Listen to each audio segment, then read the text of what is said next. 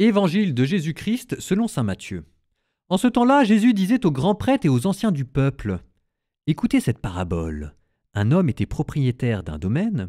Il planta une vigne, il l'entoura d'une clôture, il creusa un pressoir et bâtit une tour de garde. Puis il loua cette vigne à des vignerons et partit en voyage.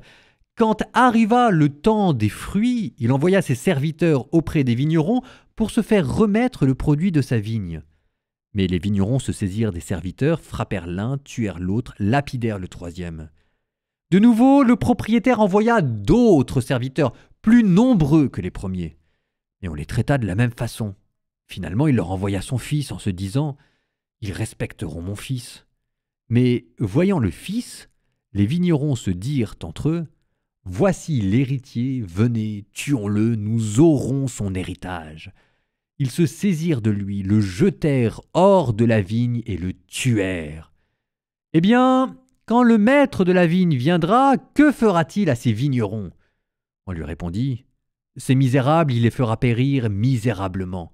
Il louera la vigne à d'autres vignerons qui le lui en remettront le produit en temps voulu.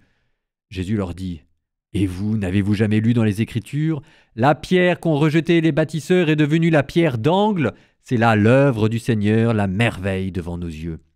Aussi, je vous le dis, le royaume de Dieu vous sera enlevé pour être donné à une nation qui lui fera produire ses fruits. En entendant les paraboles, les grands prêtres et les pharisiens avaient bien compris qu'il parlait d'eux. Tout en cherchant à l'arrêter, ils eurent peur des foules parce qu'elles le tenaient pour un prophète.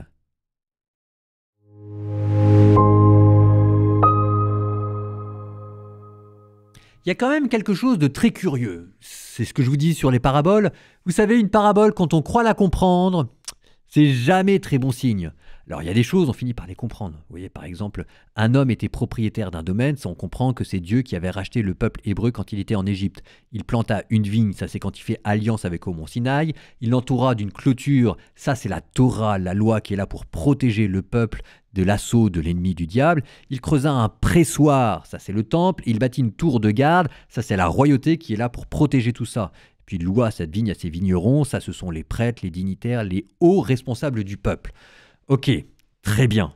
Mais il y a quand même des choses, moi, plus je les vois, moins je les comprends. Par exemple, qu'on envoie des serviteurs pour avoir la vigne. Très bien, je comprends. Ils se font tuer. Là, qu'est-ce que le bon sens vous dit?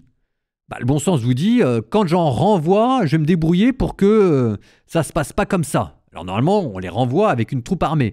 Ici, la stratégie utilisée, c'est de les renvoyer de manière plus nombreuse.